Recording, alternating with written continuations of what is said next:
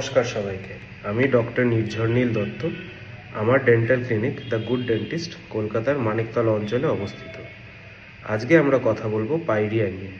Pyorrhea হচ্ছে পৃথিবীর সবথেকে কমন অসুখের মধ্যে একটা, এবং যে পেশেন্টদের ডায়াবেটিস বা হার্ট ডিজিজের মতো নানান কন্ডিশনস থাকে তাদের ক্ষেত্রে পাইরিয়া হওয়ার সম্ভাবনাটা অনেক বেশি বেড়ে যায়।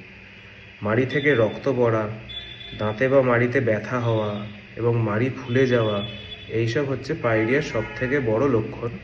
যদিও মাড়িতে বা দাঁতে ব্যথা বা মাড়ি ফুলে যাওয়া এগুলো অনেক লেট স্টেজে আসে। দাঁতের মধ্যে খাবার ফেসে যাওয়াটাও মাড়ির অসুখ বা পাইরিয়া হওয়ার খুব বড় লক্ষণ, এবং সেই খাবার ফাঁসতে ফাঁসতেই ধীরে ধীরে পাইরিয়ার সিমটমস যেমন ব্যথা হওয়া এবং ফুলে যাওয়া এগুলো দেখা যায়।